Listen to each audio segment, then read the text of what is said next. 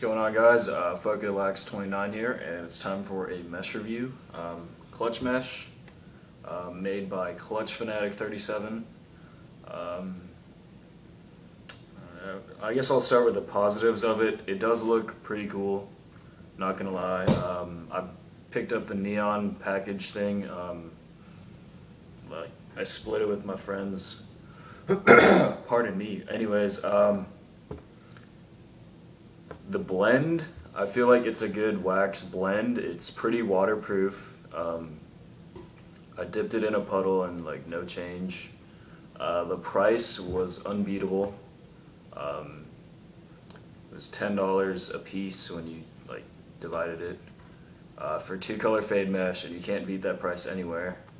But that being said, I cannot recommend this mesh to anybody as of right now.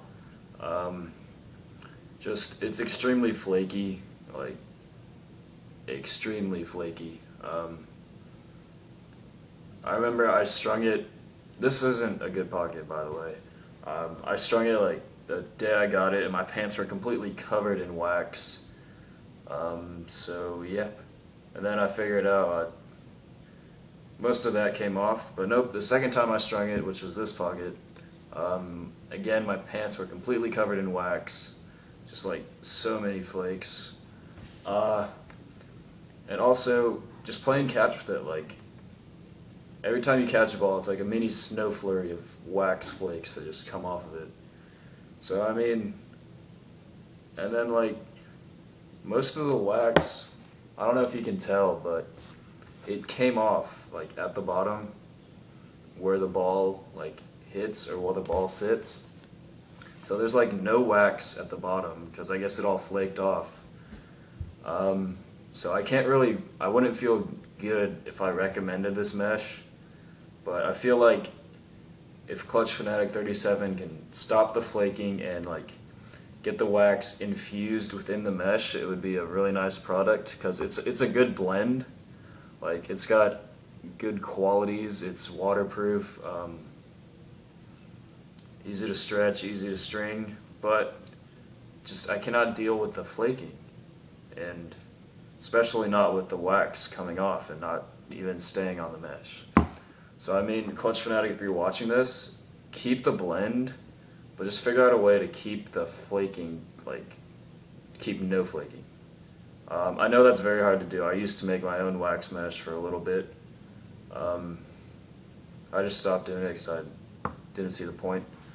But I mean, just keep trying, I guess. Just figure out a way to actually infuse the wax into the mesh, and then I feel like you would have a good, solid wax mesh.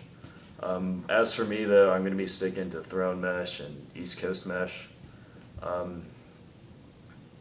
Just because I feel like they're like experts at it. This is another thing. I feel like now is not the time to get into the wax mesh business, I guess.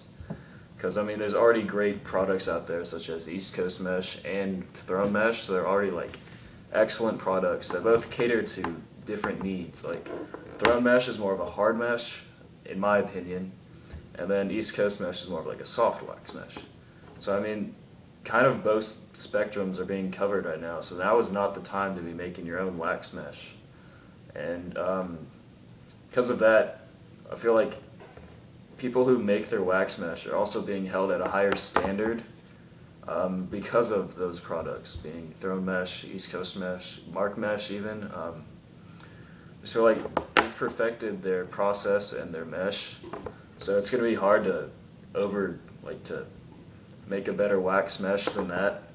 So I mean, if you're thinking about making your own wax mesh and selling it to people, I would not do that unless you're offering something that's like completely different, that hasn't been seen, hasn't been made.